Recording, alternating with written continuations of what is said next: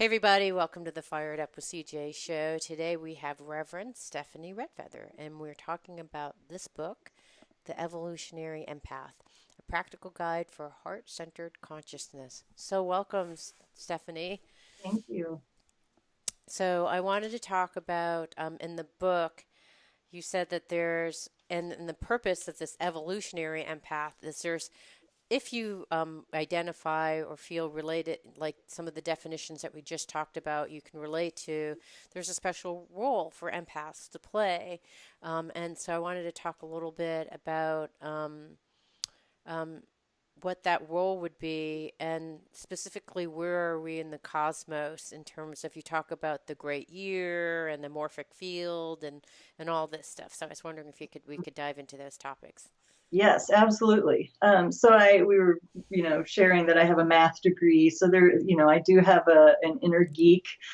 So there is one chapter in this book that does not read like the others. It's got some science in there, but I tried to break it down as much as possible and do a summary for people that aren't geeky science folk. But I think one of the gifts that I bring to the world is context. And so as I was writing this, as the material was coming down, every time I would sit to write, I would connect with my guides. And over time, I kept getting these higher level downloads and this bigger picture vision. And that's what really, I think, gave me the unique perspective in this book that I don't think you'll find in a lot of other places, is that where we are, that context, that why we're here. Um, so I'll go to the Great Year. Over 30 ancient cultures have documented this grand cycle of time that is most commonly referred to as the Great Year. It is a 24,000 year cycle. Some people may be familiar with it as 26,000. There's a reason for the discrepancy, so whichever model you subscribe to is fine. But basically, it's this vast cycle of time during which half of it, humanity is ascending in consciousness. The other half, we are descending in consciousness. If you're familiar with the Greek ages, Iron Age, Bronze Age, Silver Age, Golden Age, and then it could be Golden, Silver, Bronze, Iron Age, those are just ways of breaking down that 24,000 year cycle. The Indian Yuga cycles also match precisely the Greek ages. And so as we decline or descend in consciousness, we're descending in vibration. And one of the byproducts, if you will, of that is we lose our understanding of ourselves as creators, as one with the universe. We lose all of this information and this understanding, and as we drop in vibration and consciousness, we start to become more materialistic, more individual focused. We don't recognize the sameness. You are now a threat. If you believe something different than me, I'm going to try to destroy you. I'm going to wipe out whatever's, holy to you. So we lose. However, that ancient knowledge is recorded, a lot of it is destroyed, a lot of it is doubted. And so, on the upswing, when we hit our lowest point and come back around, we've lost so many of our reference points. And so in terms of precisely when we turned that corner of, all right, we're done with the descension, we're now into ascension, different scholars are going to point to slightly different years. But no matter which one you refer to, they all pretty much agree that we are on the upswing. Oh, thank goodness. Yeah. we are out of the Iron Age and into the Bronze Age. So we have a fair amount of momentum behind us in terms of evolving consciousness, regaining our previous awarenesses and our vibration. We still have a long way to go. There's a lot of things that are not going to be revealed to us until our vibrational frequency matches the vibrational frequency of that information. And so that kind of speaks to the morphic field that I talk about. And a morphic field was postulated by a man named Rupert Sheldrake, who basically says there's something besides genes and chemicals that decides the form and substance that a thing takes. And so he coined this phrase, the morphic field. And there's a morphic field. It's basically a living field of intelligence that exists for everything on the planet. And so there is a morphic field of the empath. And so as we are ascending in consciousness, our energetic physiology is shifting. And so empaths, what I propose in this book is that empaths are here on purpose to help humanity evolve to the next level of consciousness. We are more than just the canary in the coal mine of our lives, and sometimes that's what it feels like. Why am I always the first one that gets hit with this, the first one that feels that, or the first one that gets overwhelmed by whatever? But there's value in those things. It's just we're still the minority in our cultures and in our world, and so a lot of times our gifts and sensitivities are not understood. They're viewed as weakness. But we are the empathic Big Bang. And so if you look at where humanity was in consciousness even 100, 150 years ago, there was not much room for empaths to live.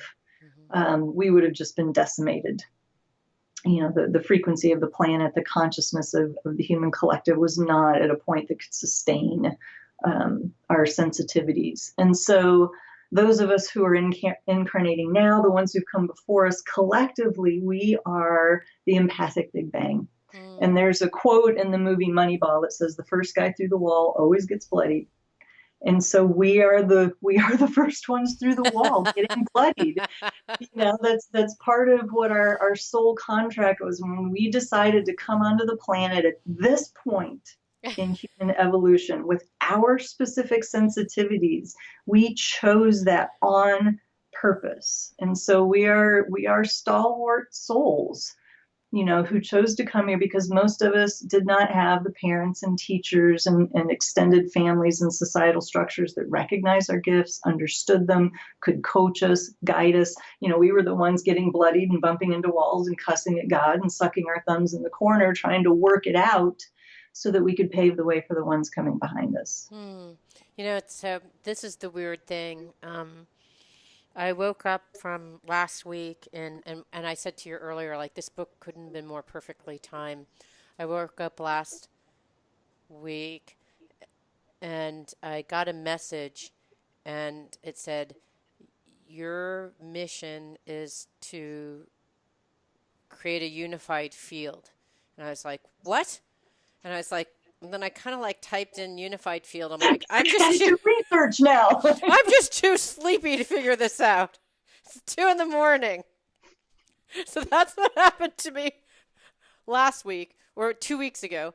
And then last week I was sitting in a meditation because I feel like I need to be more embodied. There's something off. Something is off. And this past Wednesday was some type of moon.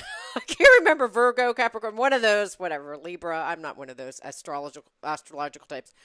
However, it was the beginning of a kind of creative Libra moon. I don't know, but it was about kind of our spiritual year, not necessarily the calendar year, but the spiritual time.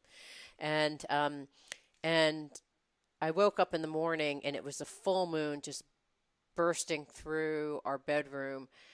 And I remember the teacher saying in the meditation retreat, this is a time to pray, to get a sense of your seed and what you were planted here to do and to attune with it.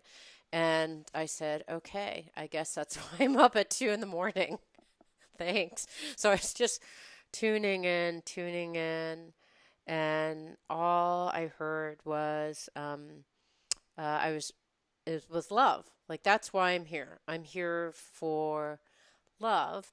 And it was particularly in the form of devotional love, to devote yourself to something greater than you that is asking you to serve. And so and then I read in the book, I'm like, it's right in here. So, anyways, that was my own personal experience. But can you tell me a little bit about, all these predictions and like what this means specifically for empaths and what they're called to do in this time to help raise consciousness? Mhm. Yeah, and I can't really speak. There's a lot of prophecies out there.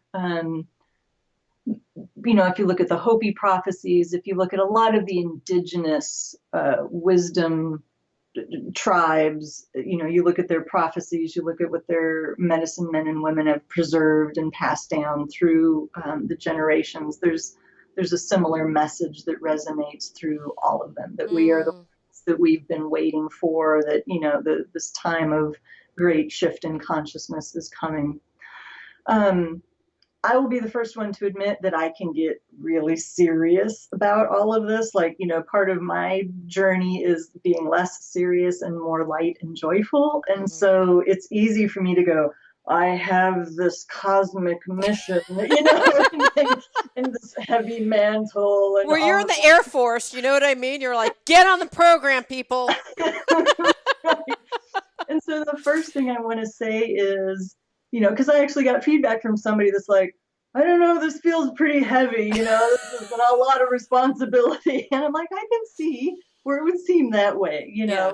So the first thing I want to say is, having a cosmic mission to help humanity evolve to the next level of consciousness doesn't mean you have to do anything different than what you're already doing. You don't have to start a movement. You don't have to run for office. You don't have to form a nonprofit organization. You don't have to, whatever your brain may be going, oh my God, what does this mean I have to do? It just means being who you are, where you are. If you can embrace that you are an empath, that's going to make all the difference. Your conscious relationship with yourself, your consciousness in the matter is what matters, Mm, mm, because you're going to hold that frequency in your family, in your job, in your social groups. And so just don't discount the value of showing up and holding your frequency, mm. holding your light. Now, for some people, that might mean creating a movement, doing a thing, changing their life. But it doesn't mean that's what it has to be. There's a process called entrainment, where if you have a higher vibrating thing and a lower vibrating thing, there's, I'm vastly oversimplifying, but you can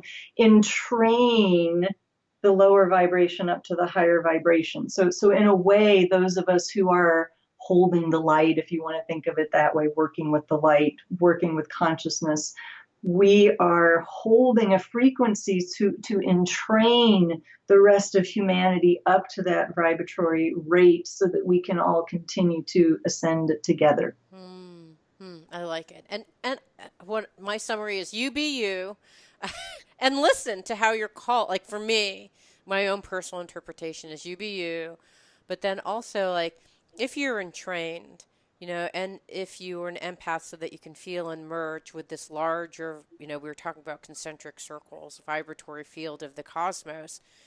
The cosmos is calling you, and it's just listening to what that wants. It may be to do something very simple, like write a newsletter. I mean, I don't know what it is, but it seems like I think just maybe listening would be the only thing, you know. Mm-hmm. And maybe you have to start a nonprofit, but Mm-hmm. do a baby step. You don't have to start the Right, nonprofit in day one. right. That's as a life coach, that's what I would advise. Right, right. Well, Okay. and this also ties in with the embodiment piece that I know you wanted to get into, because sometimes the first step or the first 20 steps are, you got to do your inner work. Hmm. You got to clean up your own house, Yep. because to be of service, depending on what your calling is, to be of service to another, you cannot take somebody further than you have traveled yourself. Hmm. You cannot hold a space for somebody if you cannot hold it for yourself. You cannot show compassion and love for another if you cannot love yourself. So our inner work can be a huge part of this mission. I like it because I've done a lot. So I'll say checklist, yes, yes, yes, yes. Still have more to do, but like I've done a lot of inner work. So we've been talking to Reverend Stephanie Red Feather about her book, The Evolutionary Empath, a practical guide for heart-centered consciousness. Thank you so much. It means so much to me that you're listening to the show. I would love your support in any way by giving me comments below or to subscribe to the show or share the show with friends. Thank you again for your support. Love and blessings.